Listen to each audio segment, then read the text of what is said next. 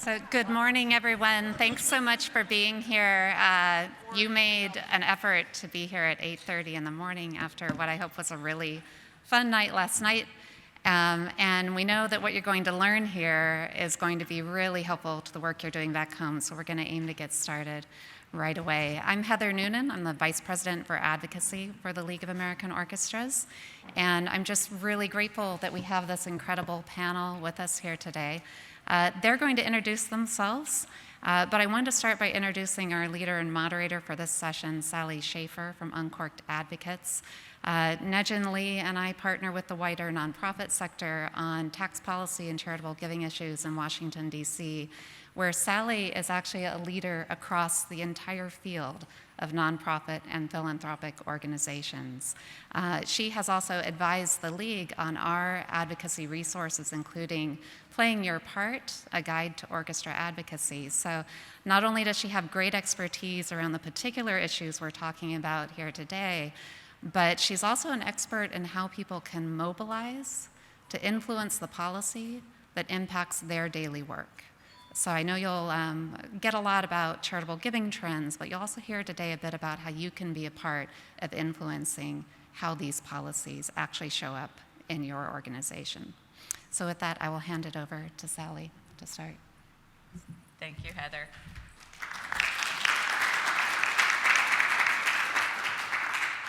I always joke that I pay her tips for all the nice things she says, but right back at her.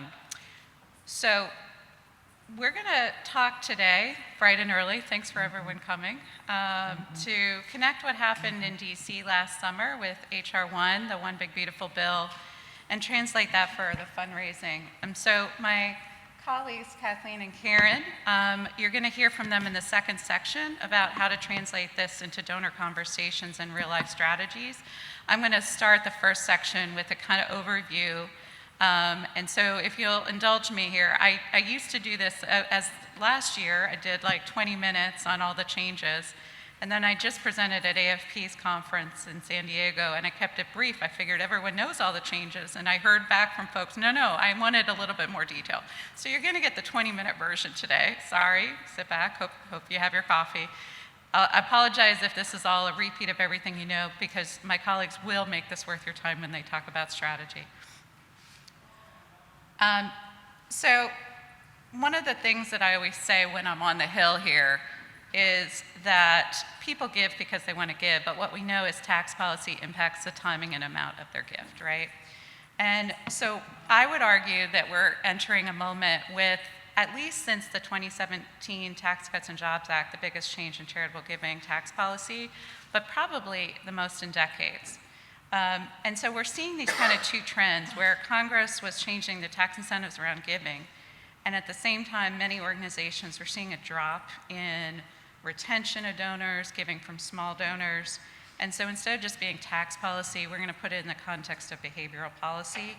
We understand the decisions that Congress are making is influencing who gives, how they give, and the conversations you want to have with your donors.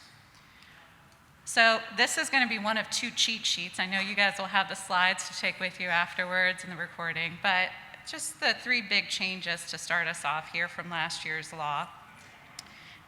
First, expands the base of who has a tax incentive to give. So this is by far what I'm the most proud of. We worked on this for several years. You're going to hear me say this several times throughout the conversation. The leadership from the League, from Heather, from Nejin, was so critical the last few years as we made the case for the universal charitable deduction or the above-the-line deduction for non-itemizers. And what we know is after the 2017 Tax Cuts and Jobs Act, with the doubling of the standard deduction, more than 90% of Americans are no longer itemizing, and therefore they didn't have a tax incentive to give. So starting this year, we have the $1,000 for single filer, $2,000 for joint filer, and I hope this is a really big deal to really re-engage middle-income Americans and giving back. Secondly, it introduces the new limits on major giving. So we have now a 0.5% floor and the 35% cap on itemized deductions. So we're going to see, hopefully, the large gifts still happening, but the math and timing behind them may change. And third, it resets corporate giving. It sets this 1% floor for companies that have to give above that threshold to receive the deduction, which might change how gifts are structured and again, when the timing. So taken together really briefly here, and we're going to go into this a little bit in each of these changes, we have hopefully more opportunity at the bottom of the donor pyramid. You're going to hear me say this another time, but we hope and expect from the Lilly School of Philanthropy, a new report, that more than 8 million Americans will now give to charity because of this above the line deduction. So small donor opportunity, the more planning with major donors, and the more intentional conversations with sponsors. I think one of the things to communicate to donors and the community is not just what changed, but what didn't change. So yes, there's new rules, but Congress did not walk away from charitable giving. And in fact, they expanded it in some ways. So the deduction is still here, and it now reaches more people than ever. We have the 60% AGI for cash gifts that was made permanent. And the estate and planning giving is also made permanent. Those incentives remain intact. And something, again, that Heather Nedgen and I have worked on for many years, the QCDs, IRA charitable rollovers, I would argue are even more attractive now as a giving opportunity under these new rules. So again, the right framing might not be that giving got harder, it's got more strategic. And I think as we talk about donor confidence, that's an important point. I'll really quickly share here. So some of the data we were taking to the Hill to argue for the universal charitable deduction. First of all, level set, as many of you know, I think it's the 2024 data from Giving USA. Charitable giving is around $600 billion right now. 2/3 of that are for individuals. So those changes on the individual households that we're talking about, I know are very important and matter a lot. But the other trends that we're seeing is from my client, Association of Fundraising Professionals, which has the Fundraising Effectiveness Project data that comes out every quarter. What we know is what you know if you're a fundraiser, is dollars up, donors down, right? So we've kept sharing this data with the Hill, saying the sector is relying more and more on major and mega donors, and we're seeing a huge decline in giving from micro donors. And that's a trend that we just don't think is good for the country, to be quite frank. We would take this to the Hill and make that argument and say, look, we're also seeing volunteerism numbers decline. If folks aren't volunteering, they're not starting to give. If they're not starting to give, they're not volunteering. And having a strong civic society, this is really important. And I'd also say, like, we also were making the case, obviously, on your behalf, the donor pipeline, right? So if most younger Americans in their working life since the 2017 Tax Cuts and Jobs Act didn't have a tax incentive to give, that wasn't part of the pattern and the habit, right? And then they weren't going to be a major donor, they weren't going to be your legacy donor. So recreating that pipeline is why we think the universal charitable deduction is really important. I'll just, again, these are pretty straightforward changes here, but the beginning this year, $1,000 individual, $2,000 for joint filer. And again, that's about 90% of taxpayers. And I think for orchestras, obviously, this creates a tremendous opportunity with your ticket buyers, first-time donors, lapsed donors, annual fund supporters, and monthly giving programs. And I recognize it's probably not going to lead to a flood of six-figure gifts, but anything that we can do to rebuild participation in donor habits, I'm excited about. I mentioned that this was an advocacy success story here, and because of the leadership of the league, we made this happen. We had data that we had done by economists that said this change could lead to about $19 billion more per year in giving to the sector. Lilly School of Philanthropy came out with a report that's more conservative, but they still think it's going to lead to more than $4 billion in giving each year, and again, 8 million more households giving. So take this as the advocacy win on your behalf, and I hope that you guys are as excited as I am about it. Now let's talk challenges. So the new limits on major giving. So there's the two new limitations that affect some itemizers, right? So first is the 0.5% AGI floor. Let me also state that the original offer from the Hill was 2%. This 0.5% floor is the pay for to get the universal charitable deduction on the books, right? So this is what we had to swallow. Again, the original offer was 2%. We got it down to 0.5%. Not ideal, but we thought it was important to change, again, as I was mentioning, this trend on the reliance on mega donors. And then we have the new 35% cap that will affect the highest percentile. And so I think for most donors in your database, you're going to hear from the experts here after me, but maybe won't change behavior, but for your major transformational donors, it might influence the timing, structure, and planning, so having those conversations, and that's why I'm super glad to have them here to talk about how to translate this in the next section. On the corporate giving, I will just say that the new piece is the 1% floor. The 10% cap and the 5-year carryover are already on the books. So I'm really interested to hear from you guys if you're starting to already, as you're talking to your sponsors, are you getting different questions about timing and structure and how that's working? I'm also a visual learner, so really quickly here. So we have the $100 taxable income from a company, and they want to give $11. So before the tax change, as you can see, all 10 would have been deductible and $1 carryover. Now, with the new changes, the first dollar is not deductible. The estate and gift tax, as I mentioned, remains historically high and was permanently extended, so that provides that certainty for donors engaged in estate planning. And then you can tell I'm so excited. I go from the estate plan with 2 bullets to the QCDs and giving from seniors. This is something I've spent a lot of time in my career on, and I really encourage orchestras to pay attention to this giving opportunity. This is for the donors 70 and a half or older. The QCDs, Qualified Charitable Distributions, IRA Charitable Rollover, whatever you want to call it, it avoids the new floors and the new deduction limits. It satisfies the required minimum distribution and lowers taxable income. So again, if you have the potential donors in that age bracket, I think this is an area where donor education can make a big difference. I'm going to say again, this is your second cheat sheet here. I had the one at the top of here's the 3 big changes, and here's your cheat sheet. Just to go through again, there's the 3 positive changes that I've mentioned earlier and the 3 challenges here. But I also think it's important to take a moment and pause and say there were things that were being proposed that didn't happen because of the advocacy of the league and others here. And I mention these because they could come back because they were ideas on the table last summer. So for example, that I think would have been harmful to the sector that we got taken out. There was a proposed new tax on the combined federal campaign. It's the largest workplace giving campaign. As folks know, federal employees, we're fighting right now day in, day out to try to keep it alive. The administration is trying to quietly kill it, but there was going to be a new tax proposed. We got that taken out. There was a proposal to increase the foundation tax, excise tax. That would have been particularly harmful for larger foundations, got that taken out. There was a proposal to expand UBIT to more nonprofit activities, got that taken out. And then finally, there was a proposal to give Treasury more authority to take away the tax-exempt status for organizations not in alignment with the administration, and got that taken out.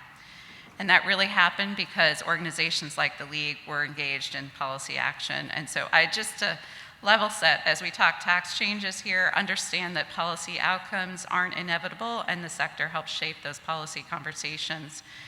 So if you take anything else, I'm not going to be your tax attorney. I'm just to say policy outcomes are not inevitable, and really leaning into advocacy at any point really helps create an environment, a holistic environment supportive of you and your donors. And really quickly here, I'll tell a quick story from the 2017 Tax Cuts and Jobs Act, because we have some challenges in this new law, and I'm not immune to that, but it doesn't need to stay like that. So in the 2017 Tax Cuts and Jobs Act, there was the new tax that would have been on nonprofits as employers who provided fringe benefits to the employees, parking, gym membership. We got it labeled a church parking tax, and such politically unpopular provision that they had to retroactively repeal it 2 years later. So that's a long way for me to say, if you start to hear from your donors the challenges with these new floors and caps, those are the stories to share with Heather and Nejan so that we can be your advocates on the Hill to get things changed. So right now, these are the changes in the tax code, but they don't always need to be like that if we start to see giving negatively impacted by these changes. And then in terms of signals here, it's interesting, I would just say that Congress sent mixed signals. So on the one hand, they expanded the charitable giving incentives and reaffirmed that charitable giving is a public good. On the other hand, we have now these new floors and limits. And I'm not going to spend more time reading these numbers, but just the bottom line here is the Lilly School of Philanthropy's new report. We hopefully will see more donors participating, but could potentially see slightly less giving overall. And whether that remains true is up to everyone here in the room, right? It's the lesson for fundraisers is clear. Success will depend less on waiting to see what happens and more on helping donors navigate this new environment. So I'll stop here after a minute and just to say, what does all this mean in practice? Well, I'm so glad to have Kathleen and Karen join me today. So we have this moment of tension in the system where we're going to likely see more donors coming in at the base because of the new deduction, and at the same time, more pressure on major gifts and corporate giving because of the new limits. And so again, success doesn't mean waiting to see what happens. It's how you or guys are intentional with structuring the gifts, starting a conversation early, and guiding donors. And so strategy matters more than ever before. And I'm really excited. Again, I'm going to hand the mic here and stop talking. Thanks for listening this early in the morning. But how did the policy changes translate into actual donor conversations?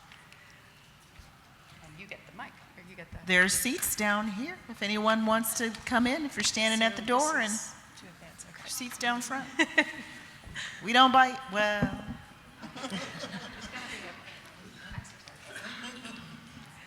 Good morning, everyone. I'm Kathleen Gregory. I'm the Director of Development at the Public Justice Center, which is a civil rights law firm based here in Baltimore. We advocate for changes to laws that create racial and economic inequities and try to expand access to justice here in the state of Maryland and around the country. I was involved with Sally and advocating for the universal charitable deduction in my role with the Association of Fundraising Professionals. There was a lobby day where a number of board members from the Association of Professional Fundraisers and political action committee members met with legislatures in DC and talked about the impact of the 2017 tax law and the 2 years where we had the $300, $600 deduction available. And I want to share a few examples that I shared that day as part of the lead into why this matters for donors. And at the time, my organization didn't do a lot to promote those tax deductions for donors. It was unclear at the time whether they would be permanent. We were doing a lot to get donors to make donations, but we weren't specifically telling them, you know, you can deduct $300 or $600 for a couple. But what we saw is that after the Tax Cuts and Jobs Act in 2017 went into effect, we had a 10% drop in the number of donors. And then the year that we had the incentive for giving, we had a 33% increase in the number of donors. Most of them were donors who had never given before. And then the year after those went away, we had a 36% drop in donors. We don't typically get donations of $300 or $600, but we saw 3 times more gifts of exactly those amounts during the years that those tax provisions were in effect. And so that's just kind of a little bit to get us going, and I'm going to hand it over to Karen to introduce herself before we start talking about the implications of this law. Absolutely, and then we're going to tag team a little bit. So I'm Karen Isble. I in my day job, serve as the Vice President for College Advancement at Kalamazoo College in Southwest Michigan. Hey, Garrett. I didn't know you were Sorry, I just saw somebody I knew. I also serve as the board chair for the Kalamazoo Symphony Orchestra. I've been on that board for almost 6 years, and so starting during COVID, so it was a very special time to be walking into any nonprofit situation or leadership situation. But before I worked in higher ed, I actually started my career in fundraising at the Chicago Symphony Orchestra and the Chamber Music Society of Detroit. So those work experiences are a little distant for me, but they have helped me continually as I do work for the board of the KSO. So I'm happy to be here this morning. Thank y'all for letting me bomb your session. All right, we're going to get into the details of this. So as Sally mentioned, we expect to see results or an impact on giving for donors at all levels. And the slide that we're looking at is showing that we're seeing changes from the small dollar donor level all the way up to major donors and donors who are thinking about giving using in ways other than cash.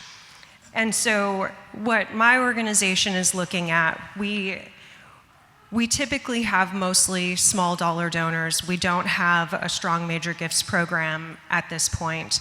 We're seeing mixed results since the beginning of the calendar year.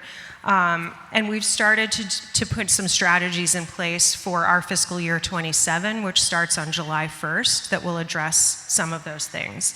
So from the start of the fiscal year, the number of individual donors is down 17% from last year.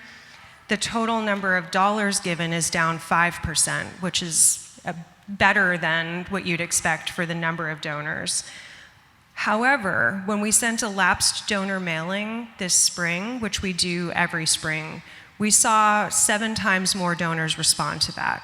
We're not talking huge numbers, like we didn't go from 100 to 700, but still, it's showing that that people are starting to realize there's a tax reason for giving again, even when we're not being explicit about it in those messages. We're also starting to see IRA rollover contributions earlier in the year than we ever have. We typically don't receive any in the spring. Most people make them in the last 3 months of the year, which is when we get most of our donations anyway. But this year we've already received 3 of them. And all 3 of those donors increased their gift over last year, including one who doubled his gift. So there's definitely a lot of opportunity within the new tax law for making some changes that will help bring in new small dollar donors, encourage monthly giving, really reactivate some of the donors who maybe gave when there was a charitable giving incentive and haven't given in a while, and have conversations with major donors earlier in the year or people who might be considering gifts that are larger or in ways that are different than they typically do. And as a fundraiser, it's important for you to understand what the impact of the tax laws are so that you can be talking to donors about what the impact will be on them and whether there's different planning that they need to do as part of the process for making a gift. So this is an example of one of the ways that we're starting to educate our donors. We have in all of our e-newsletters, we include a section on giving where we've been promoting monthly giving on a regular basis. We periodically include a call for donors to give through their donor advised funds or to join our Champions Circle, which is recognition at $1,000 and above. And we've started putting information in about the tax law change so that throughout the year, as donors are receiving our communications, they're seeing that message. They may not be choosing to make a gift right now, but the repetitiveness of it, hopefully by the time they are starting to think about their giving for the year, they'll remember, oh yeah, I can get a tax deduction for this year. This will help me when it comes time to doing my taxes next year. So we're also, sorry. It is. I'm trying to make sure I'm keeping up with the right notes on the right slides. So in addition to educating donors about the tax law change, other shifts that we're looking at doing are expanding a focus on bringing in new donors. we've been having conversations with our board of directors about setting a board get goal, which would be new for us. All of our board members give, and we ask them to give generously, and that we're one of their top 3 organizations when they join our board. And we've been involving them in building relationships with existing donors, but we're really beginning more conversation with them about how they can bring people who are new to the organization in, and what resources they need and training they need in order to feel comfortable asking people to make a gift to the organization for the first time. We're also participating in a local giving day called Collective Give that is for Black-led organizations, and there's a lot of publicity around that. It's an opportunity for us to be in front of people who may not know about our organization.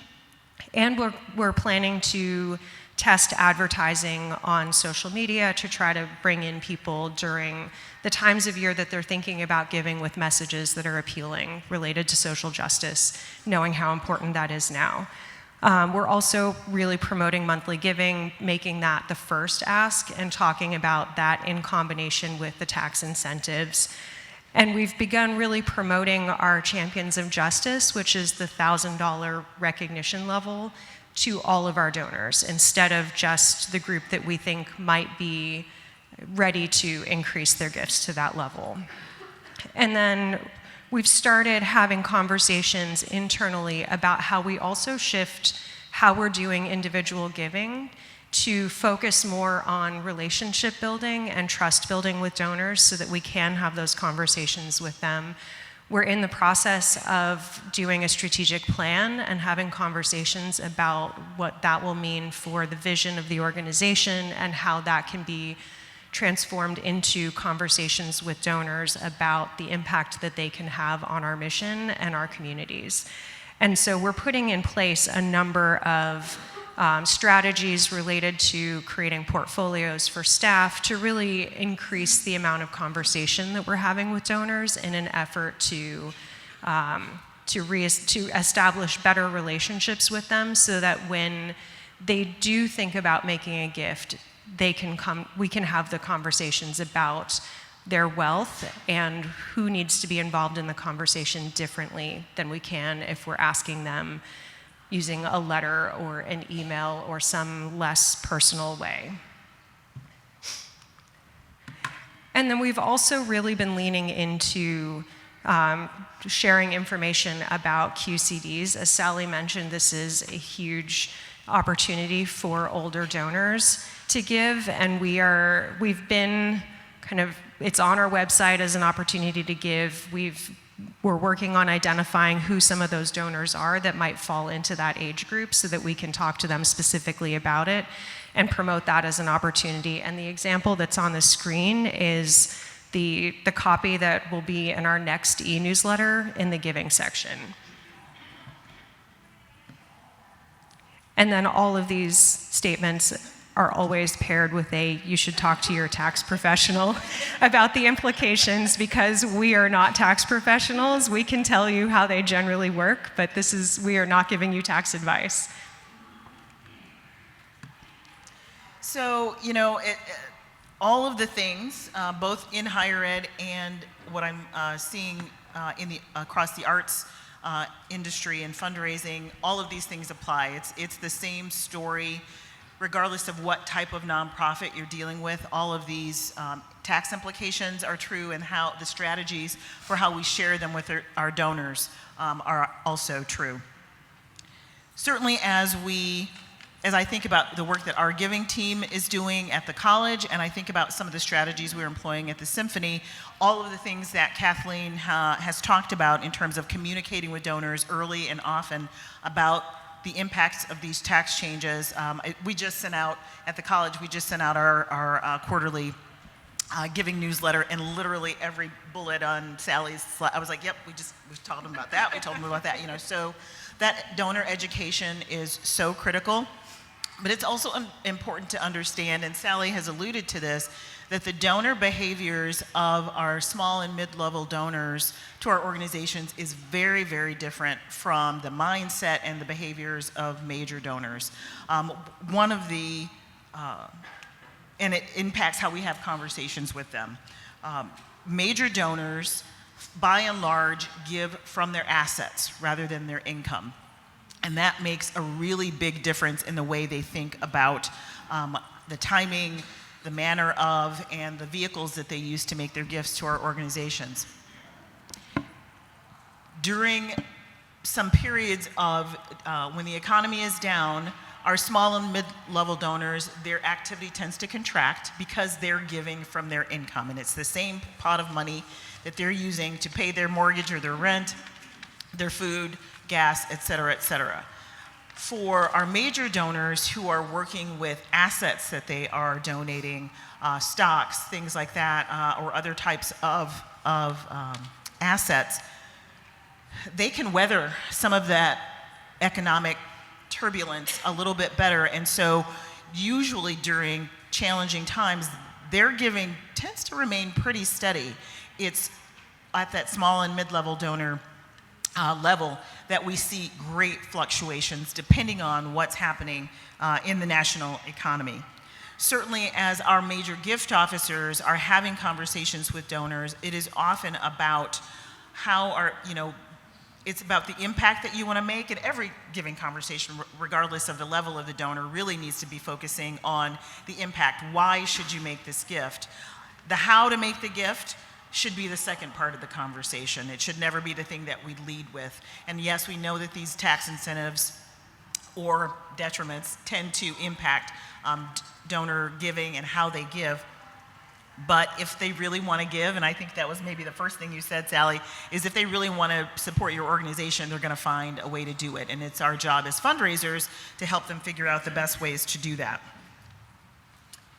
So as we are having some of those conversations with folks, we are certainly talking about timing. I was just talking to a donor recently at the college the other day who was very specific. I want to do this thing, and I need to do it by November of this year. So it's very clearly on his mind of how that needs to happen. He's already been working out what asset he has that he is ready to donate, and making sure that that we're ready to keep up with him so that we can make that happen in the way he needs it to happen. Certainly, as we are talking about bundling, as we think we've already started conversations about the impact of this ceiling that they have put on for that was going to impact major donors in terms of those folks who are itemizing and what they can deduct at any given time. And so we're already starting to hear from donors who might start doing every other year giving, where they're bundling it. And so we need to be prepared to weather that, especially if we were hoping for those dollars in any particular year or for it to be level year over year. How do we manage that as an organization if they're going to give every other year? They're going to give double, so they're going to give 2 years worth of giving in 1 year. How are we going to make sure that our organizations are prepared to manage that change in cycle, and what does that feel like for us, because this is all new.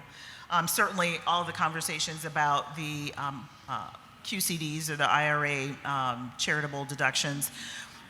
I still remember, 10 years ago when it was an every year thing. Some of you may remember it was like, oh, we're going to put this in place this year. We don't know if it's going to be renewed next year. And so we'd wait with bated breath in December to see are they going to do it. And then we'd scramble to get messaging out in the last few weeks of each calendar year to make sure that donors knew that this was available. So the fact that they have made this permanent, and it's been permanent for a couple of years now, is fantastic. And yes, we are also seeing some donors who are giving through their IRAs all year. It used to be a December thing. They're doing it throughout the calendar year because they're just being much more planful. So those are some of the conversations that we're having. And of course, I put this caveat on this slide too. Yes, we are not tax advisors. Please talk to your financial advisor. We can make some suggestions, let you know what's out there, and then that's up to you and your advisor to figure out. Just a quick question for you guys as we think about kind of delving a little deeper here, because when you were talking about the bundling from your major donors, I feel like after the sophisticated higher middle income, we're starting to go into DAFs a little bit more. We've seen DAF giving go up, obviously. And I'm curious, from your perspective, are you planning or assuming that some of your major donors, as they bundle, might go into DAF? So how are you responding or sort of thinking about that sort of giving pattern? No, that's a great question, because yes, they may bundle, but they may not bundle to us. They may bundle to their donor advised funds. I have a love-hate relationship with donor advised funds. They are certainly wonderful, wonderful ways for our donors to be able to think about their charitable giving without having to start a family foundation. So this was, of course, donor advised funds were the answer to having to set up a family foundation. The challenge I have with them, well, there are several. It really depends on where your donor advised fund is sitting. Is it sitting in a community foundation? Is it sitting at Fidelity or one of the other big ones, JP Morgan Stanley? You know, where is your fund sitting and what are their policies? Most giving through donor giving through donor advised funds works just as the donors expect, just as we expect, until you read the story about the donor advised fund that would not take the donor's advice when they were ready to make that gift. And of course we've seen, and this continues to be an issue that it'll be interesting to see as our advocacy groups continue to have conversations about donor advised funds in Washington, is the fact that these donor advised funds do not have the same kinds of giving requirements annually that a family foundation or any other kind of foundation does. Means there's the opportunity for them to essentially be hoarding those dollars over time if they are not making, because they don't have those restrictions. Those dollars can sit there, and sometimes they're sitting there. A donor will leave their money in a donor advised fund for a good reason, because they want to accumulate it over time because they're planning to make some big gift. But a lot of times they sit there for a lot longer than they would have had there been a requirement that those donor advised funds make minimum distributions each year. So it'll be interesting to see. And another important piece about donor advised funds, if you do events where part of the ticket price is tax deductible and part is not, or if you have memberships where people get benefits, those are not things that a donor advised fund can support, because the gift has to be 100% tax deductible, since the donor gets the tax deduction when they make the gift to the community foundation or the commercial donor advised fund. And so that's a conversation you need to be prepared to have with your donors, because they don't always understand that when they put their money into the fund, and then they get frustrated when they can't use it for the kinds of things that they want to. And so if you will likely see more donors putting money into donor advised funds. I have one and I love it. And so despite all the challenges with it, I'm an advocate for them. A lot of our donors use them whether they're wealthy or not, because it simplifies a lot of things about giving. The other thing to note is that a lot of times a donor will share their or intend to share their information, but between the time the grant recommendation is made and it arrives in the development team's office, that information is separated from the gift, or the donor didn't check the right box. And so part of educating donors about donor advised funds is kind of like when you're talking to them about giving stock or another asset. Let us know when you're making that gift so we can properly thank you and acknowledge that gift. Even though you won't get a tax receipt for it from us, we still want to show our gratitude, and we don't always find out that information from the donor advised fund holder. Yeah, we have several group emails at the college that, daily there's something that comes through. Does anybody know who might have made this particular, and then we, are trying to scramble to, I think maybe Donor X said they were sending something in. Let me check with them to see if that was their, it's a little bit of a nightmare. So absolutely. Let's see here. Which one is it? There, yes. So we've talked about, most of these options that we talk about regularly with our donors.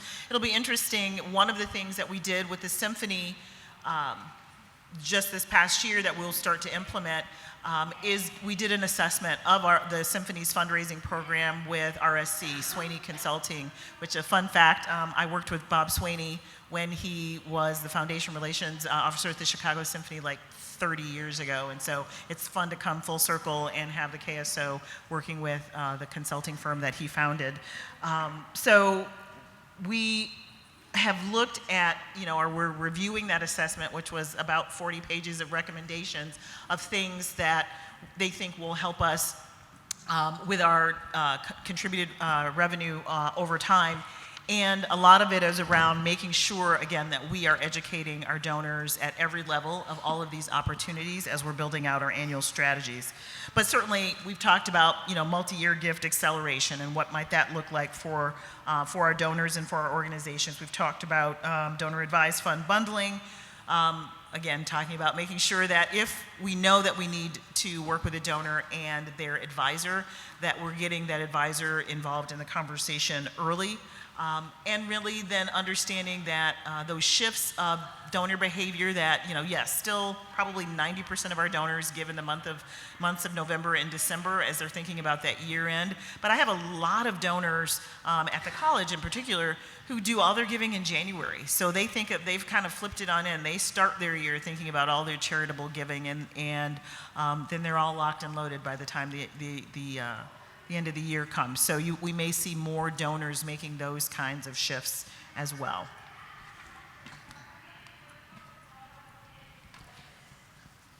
So the other piece that's changed is related to corporate giving. And as you heard Sally mention, there's now a floor above which the gift has to exceed before it can become tax deductible. And that's likely going to change the way that companies give and probably will reduce corporate giving.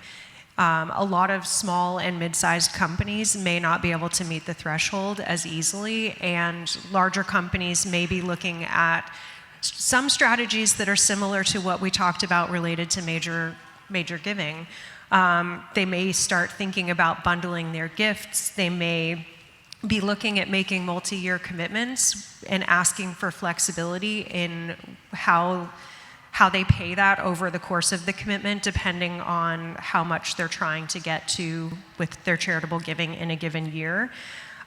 They may be looking to give through corporate donor advised funds, or if they already have a corporate foundation, through that, or maybe even setting up a corporate foundation. And so those are changes that we can expect from companies. And just like with individuals, focusing on the impact of the giving is going to be really important. Building that relationship with the decision makers at the company, engaging employees so that you have advocates within the company when it comes time to the company making decisions are all going to be really important in building those relationships.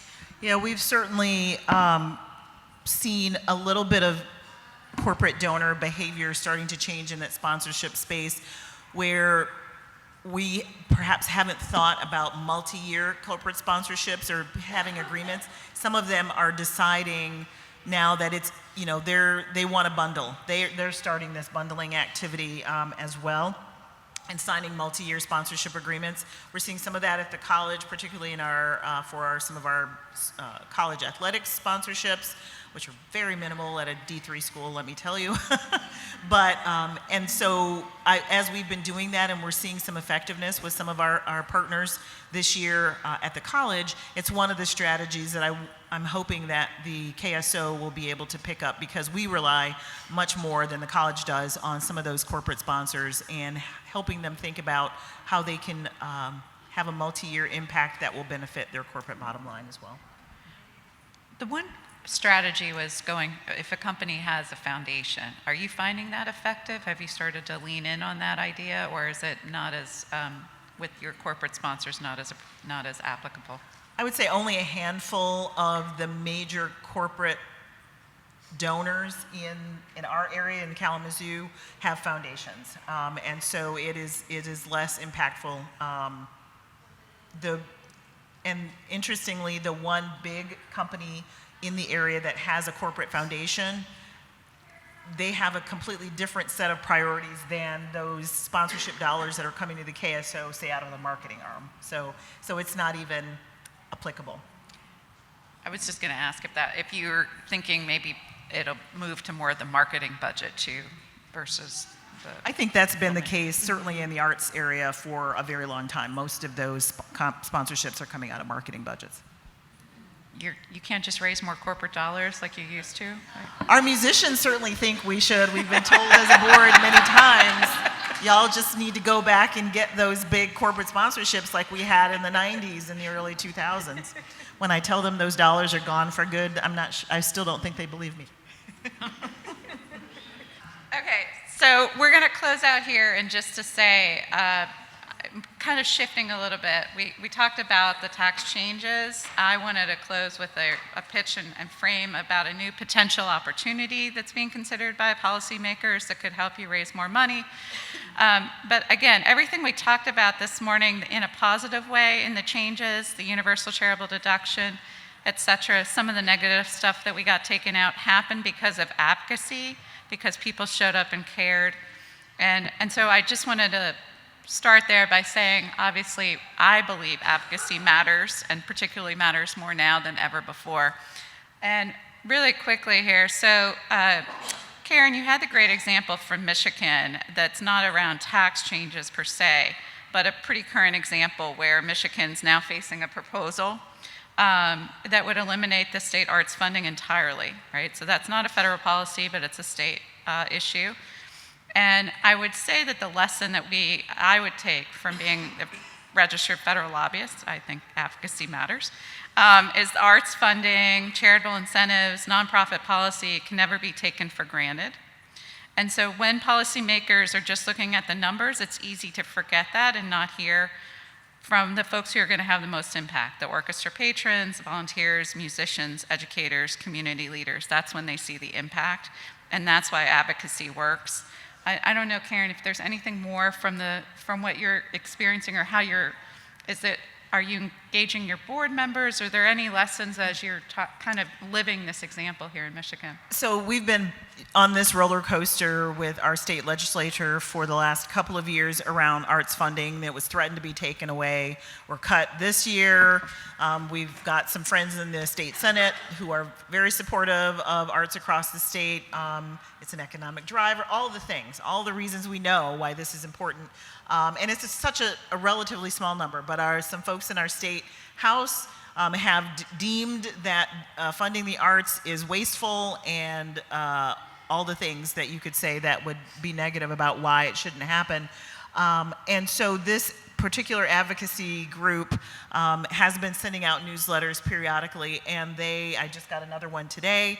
How do we support our governor and our senators in the state to make sure? So we've pushed some of this content out to our board of directors and asked them to mobilize for their areas. It's not something that we've done with our broader patron base, but if we really are finding ourselves at a position where that this budget proposal could go through, to the note that you made earlier, it could go away for next year, but things can come back. So advocacy can help undo wrongs that are done. And so that would be a point, or this could be a point, an inflection point where we reach out to our subscriber base, or we reach out to the families who participate in our 12 education programs and the 35,000 students that we see each year as part of those programs. And so being able to mobilize them with some language around, please, reach out to your representatives, I think could be really important. And so, because it impacts them, if we lose that state funding, that means we're just going to be asking for more gifts. I would just say I mentioned to Association Fundraising Professionals Conference a few weeks ago, and what's interesting to me, I'll say advocacy and fundraising can go hand in hand. So this fundraiser was telling me the story that he had a mid-level donor, and he had him as part of a meeting with a policymaker. And there was such energy, and the donor felt so included and felt like he was making a positive impact around the mission he supported. He then made a six-figure gift. So the giving increased because you included the donor in these policy conversations and these threats and challenges that we're all facing. So just as a quick story about that. So I would say that advocacy protects the charitable deduction, protects nonprofit independence, and creates a more stable fundraising environment. And as I just mentioned, I think donors hopefully expect organizations they care about to be engaged when the policies are going to affect their mission. And that could be your board member, or again, figuring out who are your donors who maybe are the right advocates to bring to the table. Okay, this is my potential opportunity to think about. This is your first, maybe one of the first times you're going to hear about this, but I'm sure the league will talk to you more over the next few months about this. So like I said, I've been working on the IRA Charitable Rover, which it got passed 20 years ago, so not that long have I been working on it, but in the last 10 years, we were able to make it permanent back in 2015. As you were hearing, the QCD's IRA Charitable Rover used to expire and have to get retroactively put back on the books. It was like known as the tax extender. And then we were able to expand it in 2022 as part of Secure 2.0, the last big retirement package. I think there's a real great opportunity here with the Charity Parity Act. It's a bipartisan bill that's just been introduced in Congress, Democrat, Republican, House, Senate. The league has endorsed the bill. And this is a proposal that would expand the IRA charitable rollover, not just from IRA accounts, but to other workplace retirement accounts, 401ks, 403bs.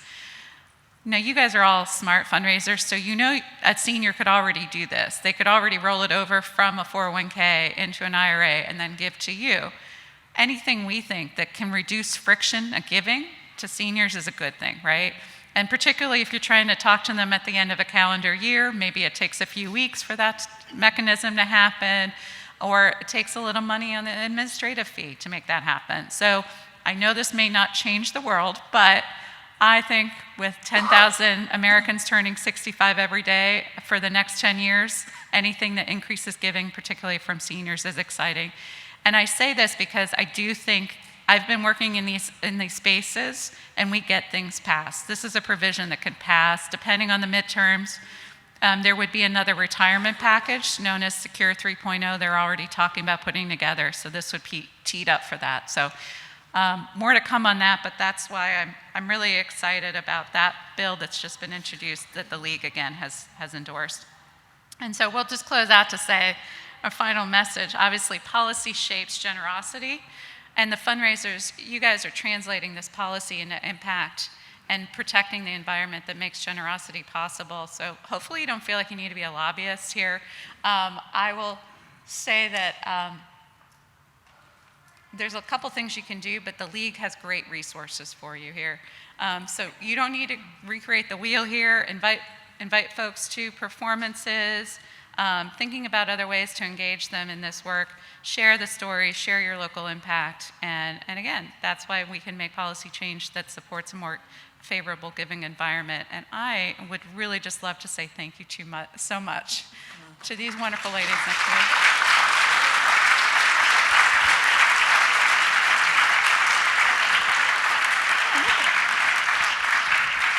And 2 minutes early, guys, come on. Thanks to everybody. Thanks for your conversations and the idea sharing.